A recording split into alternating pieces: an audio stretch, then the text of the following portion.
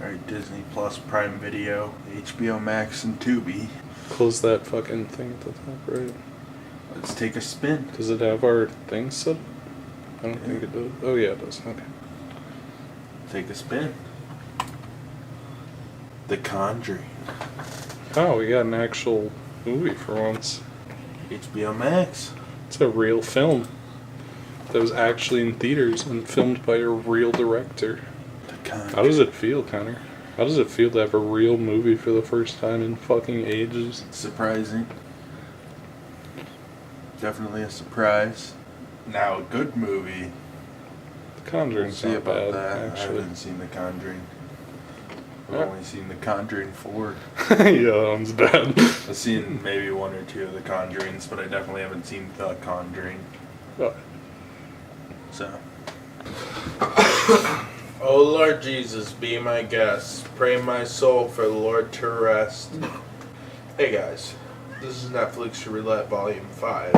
And today we watched 3 films, none of which were on Netflix. One of which was on HBO Max and 2 of which were on Tubi. Tubi.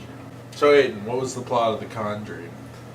The Conjuring is based on the Warrens, who are real-life ghost hunter, paranormal expert exorcists, and whether you believe them or not is pretty inconsequential to this movie. It is about one of the hauntings that they investigated, where a doll named Annabelle is a conduit for a demon that takes over a family. Annabelle isn't the conduit, it's the special circle thing. Right, but the Annabelle thing is the only thing that people know about this franchise, so I figured it was worth mentioning. Oh yeah. And it starts to a demon tries to pry its way into a family's life, and the Warrens have to solve what's going on. It's a paranormal horror possession movie. They all basically have the same plot. Connor, what'd you think of The Conjuring? I thought it was boring mostly, but it was okay. There were a handful of jump scares that weren't that scary. The jump scares were done pretty well for one of these. I do like it stays away from jump scares for the most part. It has a handful of them, but it's not 20 jump scares a minute like a lot of these movies. Like The Conjuring 4. Yeah, like the newest Conjuring. The family is well enough established, but and so are the Warrens. I don't know. It's just another spooky haunted movie. Like, I don't have a ton to say about it because I thought it was fucking boring, to be honest with you. There were parts that were good about it. Like, I didn't hate the movie, but for the most part, my biggest complaint about the movie is that it's boring. It doesn't let James Wan go fully crazy, like in something like Malignant or Furious 7. Yeah. I feel like James Wan is kind of in the hinges of the studio. Probably not even the studio. He probably just wanted to genuinely make a big horror franchise out of this.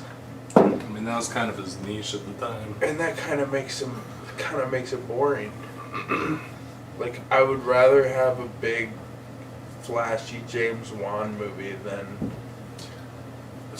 people standing around talking about demons for an hour and a half. Almost 2 hours. Yeah, I mean, the issue is that this time he was the Saw guy. And so he got commissioned to do more horror movies, and he wanted to take them in a more serious direction. Right. So... No, that man is a master at starting horror franchises. Yeah. I understand that's why. fair. I mean, Malignant's not going to become a franchise. Oh, I would fucking love Malignant franchise. I wouldn't, just because I don't think James Wan would come back, because he's too busy making... It's one for him, one for Aquaman. You're For right. the next 10 years, It's for gonna the be- next 10 years, it's gonna be one for him, one for Aquaman. He gets to make one Kino for every Aquaman he makes us suffer through. Yeah, that's how it's gonna be for the next 10 years. Yeah. Yeah, it's not a Furious 7. It's not a Malignant. It's not James Wan's Kino. It's James Wan is trying to make a horror franchise that'll make him a buttload of money, which he succeeds at. But I don't think it makes for the greatest movie. It's a somewhat compelling horror movie, and probably the best possession movie not made by a child pedophile like Roman Polanski or The Exorcist. So Aiden, what did you think of The Conjuring? I like The Conjuring. I really do not like the paranormal horror possession genre. I think it's usually so dull and repetitive. And this movie follows the framework of all those other movies. But I think James Wan pokes through a lot. As far as it goes, like the whole story and setup is pretty basic for the genre. But there's lots of the James Wan long shots, which are at the very least visually interesting, even when the movie is being slow. You have lots of long shots, lots of tracking shots. So at least it's visually interesting. And even though a lot of it is pretty tame, I think the last like 15-20 minutes gets a little bit into that James Wan wild territory where people are getting chucked across the room through doors and stuff. It's not perfect, but as far as movies in this genre go, it probably is legitimately the second best after The Exorcist, which is admittedly a fairly low bar, but I think it jumps that fairly low bar pretty highly. Yeah, I wouldn't call most of it exciting, but I think the elements that are James Wan-ish are strong, and it's definitely at the top of this genre that I do not particularly like. I think that's a pretty succinct idea of my thoughts on it. So, I don't have a lot more to say. Connor, would you recommend? Do we recommend in this series? I don't know. Okay. Do you want to recommend The Conjuring? Yes and no. I think it's kind of boring, but it has its moments, like you said. So I'll give it like a really light recommendation from me. It's not really like even like The Exorcist isn't really my thing. So light recommendation. So Aiden, would you recommend The Conjuring? I'm in the same spot. I think if you're like a horror fan, you're gonna like it. It's very good for the genre of the subgenre of supernatural horror. As for the genre of horror as a whole, it's pretty middling. I think it's well made, but it's certainly not my thing. So if it seems like your thing, you'd probably like it a lot. If supernatural horror is outside of your elements, probably not. So it's a light recommend from me. Hey party people! We just watched The Conjuring. Now it's time to see how we suffer. We can't get 2 real movies in a row. Oh my fucking lord! Omo Ghetto, Child of the Ghetto franchise, tells the story of twin sisters leading separate lives but are reunited by a series of dramatic twists. Oh lord. This might not be in English, so we might get out of this one. Oh, Netflix. We don't have Netflix. Spin the wheel. Oh, Netflix just left. Okay. Serial correspondence. Alright. What? Stop suggesting goddamn Netflix. We do not have Netflix real good. Be fucking stupid. Okay, here, I'll put Netflix in. Take Netflix out. Oh, not Hannah Gadsby. Oh no. What's Hannah Gadsby? She's a comedian. It's What? Netflix. Stop with the. It's only giving us Netflix. Maybe like X out and that did it all overall. Now it's good. What's up? We finished watching the fucking Conjuring, so now let's hit the button again. So this is Chris. Eric Robertson, so this is Christmas. Eric Roberts, the man who will be in literally anything. Streaming on Tubi. We love Eric Roberts here. Almost 2 hours. So, keeping up with our vaguely religious theme, our second movie of the night was So This Is Christmas, starring Eric Roberts, the man of a million movies, as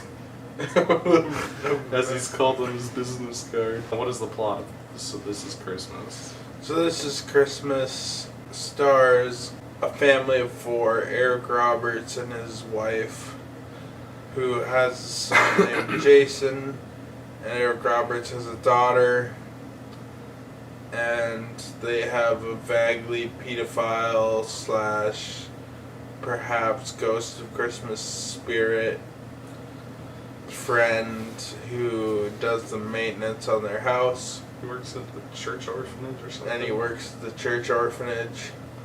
And the problem is Eric Roberts' daughter is an alcoholic and parties too much and smokes cigarettes and Eric Roberts' stepson snorts the cocaine Knocks his up wife his baby mom. and knocks up his baby mama. And halfway through the movie, they decide they're no longer out.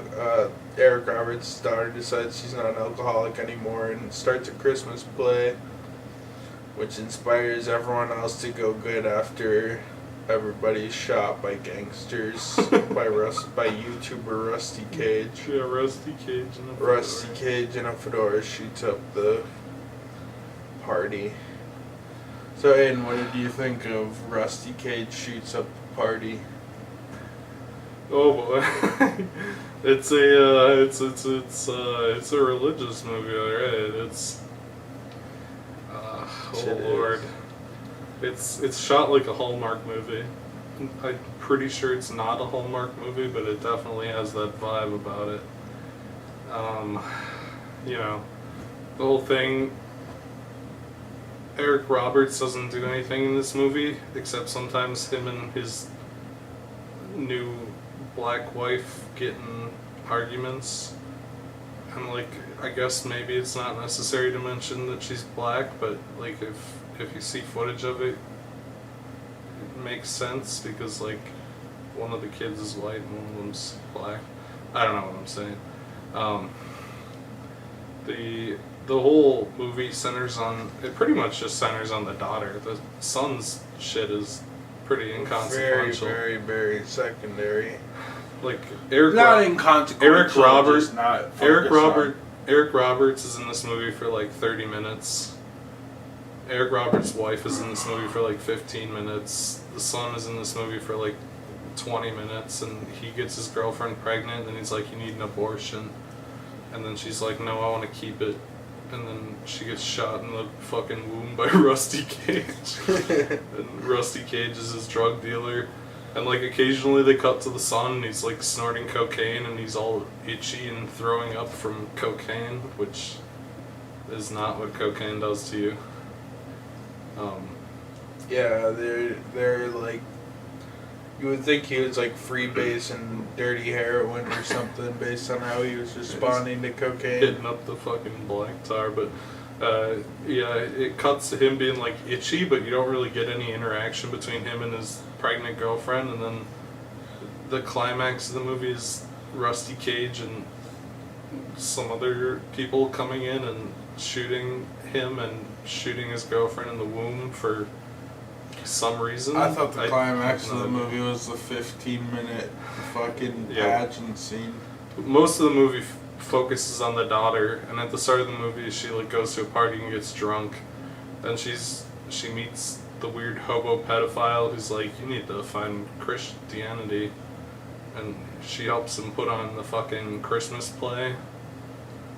And like she falls in love with an Asian guy and paints things and whatever, and it's like really fucking so slow. And then the last 15 minutes of the movie, like the brother, the son, and his girlfriend get shot and they're in the hospital, and then the daughter's like, I need to leave the hospital and go put on the Christmas play for the children. And then the Christmas play are putting on the show, and then the guy and his girlfriend show up even though she got shot in the womb. And they listen to the Christmas play, and Eric Roberts sings the Christmas song, and it's a happy ending because everyone learned about Jesus by getting shot in the womb or something. It's weird. It's a very Christian movie. Right. It's not entertaining. It's not shot well. It's a very straightforward movie about you shouldn't do bad things and you should host a Christmas pageant for children. It's weird. The scene where Rusty Cage busts in and shoots the girlfriend in the womb is pretty fun. It's weird. I don't know. Don't know how Rusty Cage got the role of the fedora school shooter. I don't know how the fucking son is getting beat up by a guy who's 2 feet smaller than him and wearing a fedora, but that's the case apparently. It's very boring. Eric Roberts, I love to see him. He's got that energy going on where he has a bunch of really bad line reads because he could only be asked to shoot him once, which is funny. And everyone else is just dreadful. So, Connor, what'd you think of the So This Is Christmas? So you look at the title and it's called So This Is Christmas, and the elephant in the room is that the only thing that's remotely Christmas is when they do the Jesus play at the end, which is mostly to fill time, which doesn't really make sense since the movie's already 2 hours long. Yeah, this movie does not feel like a Christmas movie, especially because wherever they set it or whenever they filmed it, there's no snow or anything. It's just like sunny and summer, Right. and everyone walks around in t-shirts, but then they host a Christmas pageant at the end, so I guess it's Christmas. They shot this in the suburbs of Los Angeles, so that it's cheap to get Eric They probably Roberts. shot it in like Georgia or something, flew Eric Roberts in. Right. Well, it was mostly set at houses and shit, so they could have just shot it for cheap at these locations. They said, "Hey, can I shoot at your place?" Yeah, who knows? You know, Whatever, you don't need regardless. to shoot in Georgia if you're not shooting on the street, which they don't at all. And yeah, it's not a Christmas movie. I think they just couldn't really think of a title for it because basically this movie's like, don't do drugs, don't drink, Don't have sex. don't have sex, but at the same time, like, they do a bad job of actually showing people get off of it, or like the struggles they have. There's no one who ever really faces any major consequences. Like, even the son is shot twice and he's just fine. He loses the baby he didn't want. Yeah, he loses the baby he doesn't want. The only one who really faces any major consequences is Jason's baby mom. Who wants to keep the kid but also doesn't do anything wrong Who and gets helps shot with the by Christmas. Jason's drug dealer, instantly forgives Jason, despite the fact that it is obviously his fault, and then Jason was the real winner in he's this dating him scenario. by the pageant. He and got then the Jason's abortion his like, girlfriend didn't want. right, Jason wins because he doesn't have to take care of the kid. And it also feels like a loophole to blame someone else on the abortion, you know? And try to make people feel sad, but also make these characters not have the baby.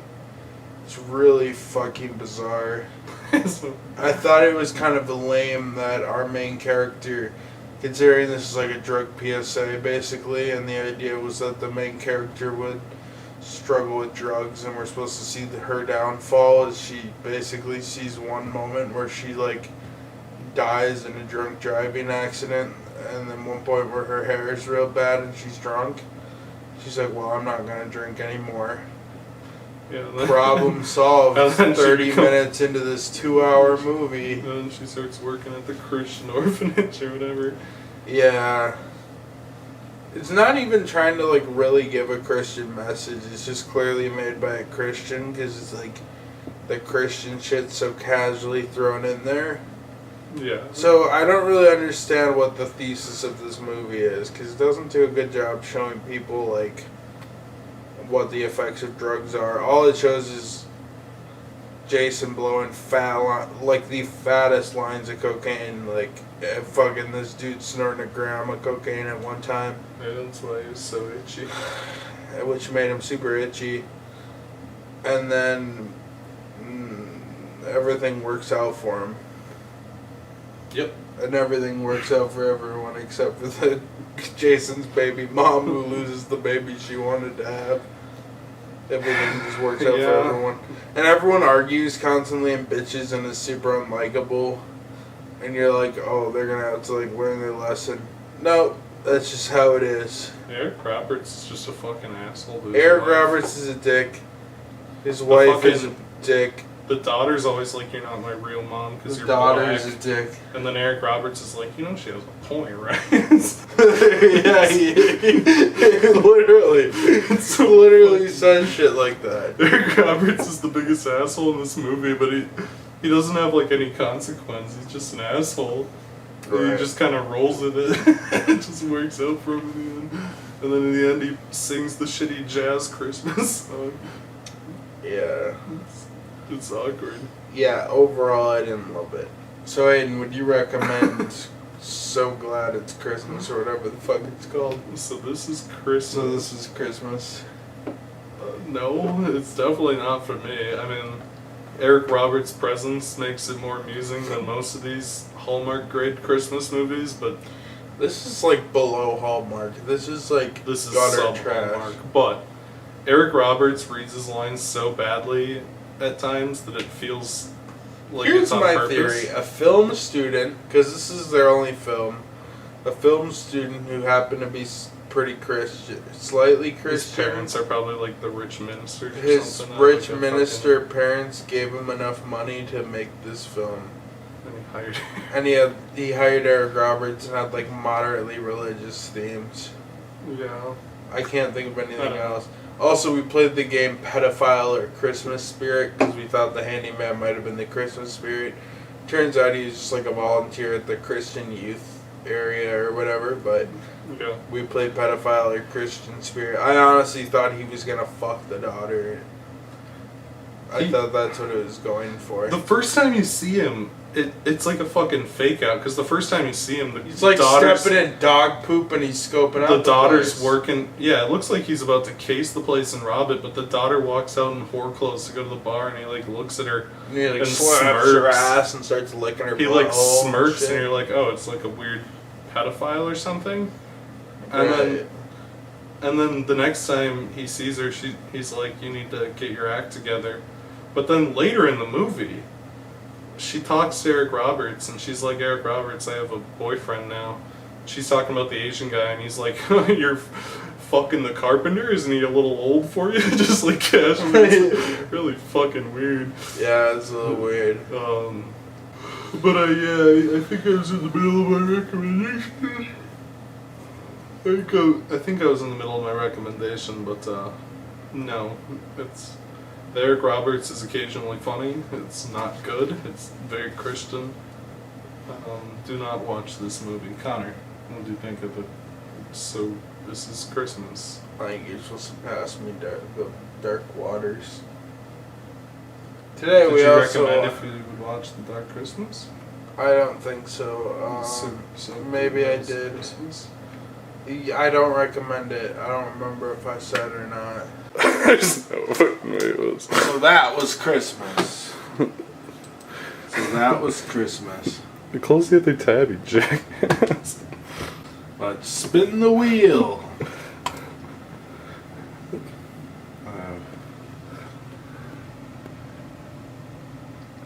They always come with a theme. With the mist. Because this one seems to be like paranormal, nuns, and an awkward Christmas movie.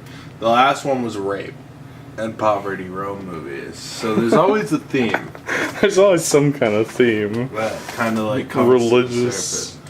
Let's see what this is available on. Probably Tubi. Dark Waters. Isn't this movie that's a remake of the Asian movie? No, that's a different one. That's also called like Dark Water or something. A Victor. I'm she that liveth and was dead. Wait. And behold, I'm alive forevermore. I And have have the to keys of English, hell fuck. and death. What? Alright. Okay, so last up we have Dark Waters, and there's a number of movies named Dark Oh, I Waters. said the plot. So, unfortunately, you have to say the plot of Dark Waters. Okay. What is it? So this is the 1994 Dark Waters. There's like a dozen movies named Dark Waters. The plot is a minimalist, horror, abstract, H.P. Lovecraft inspired thing where a lady's dad dies and he met his wife at a monastery that he continues to donate money to. And the daughter, after he dies, the daughter goes to investigate why he was donating there. And he meets the nuns, and the nuns are weird and dodgy. And as it turns out, some of the nuns, or some weird other people who look like nuns, are sacrificing nuns to a demon monster that's going to Cthulhu the world. And I think one of them is like a clone of her or something, or her mom. Her mom is not dead and is somewhere.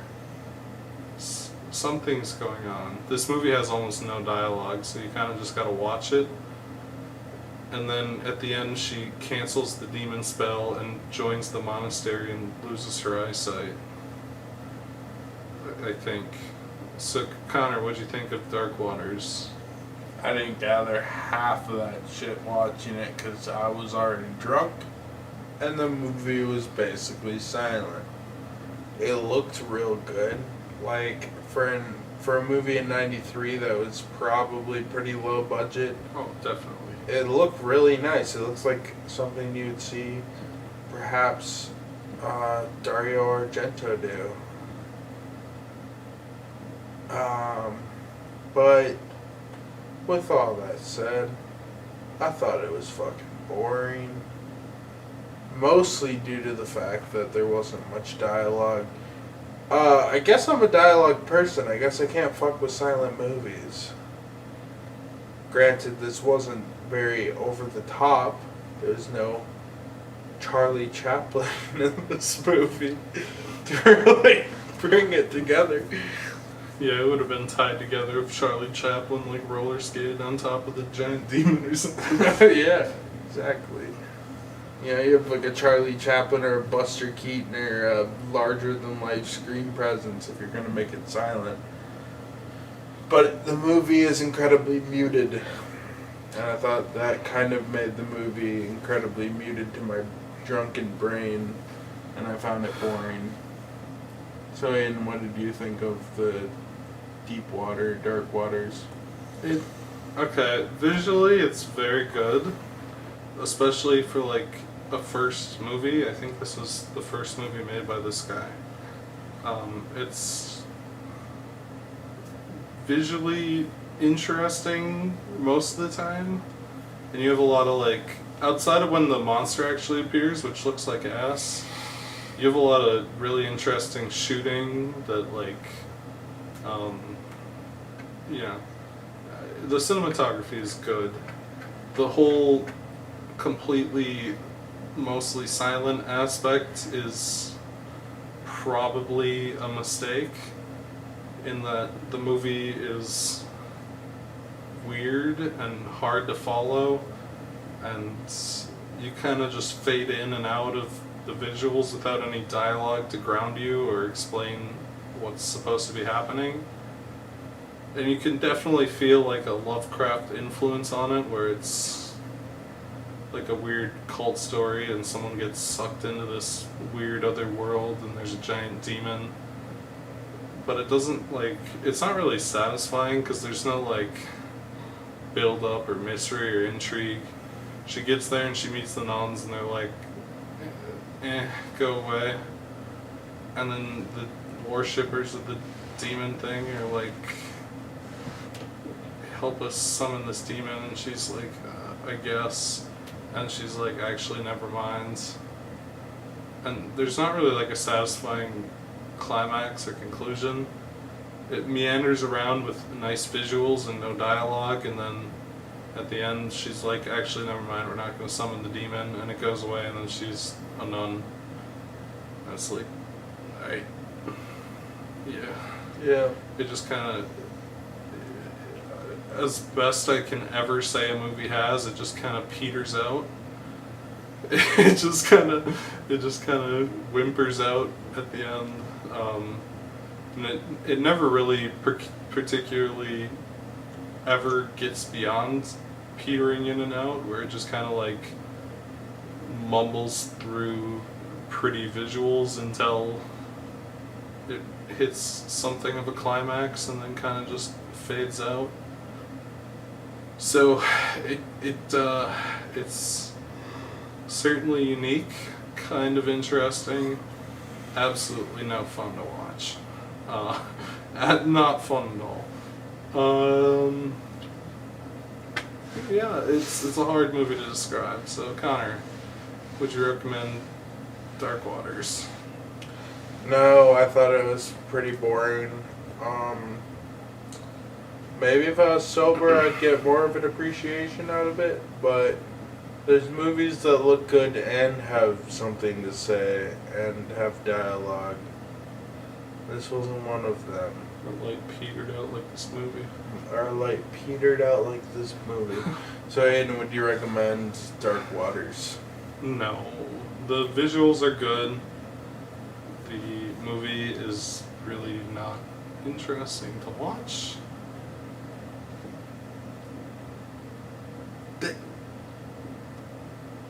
Yep.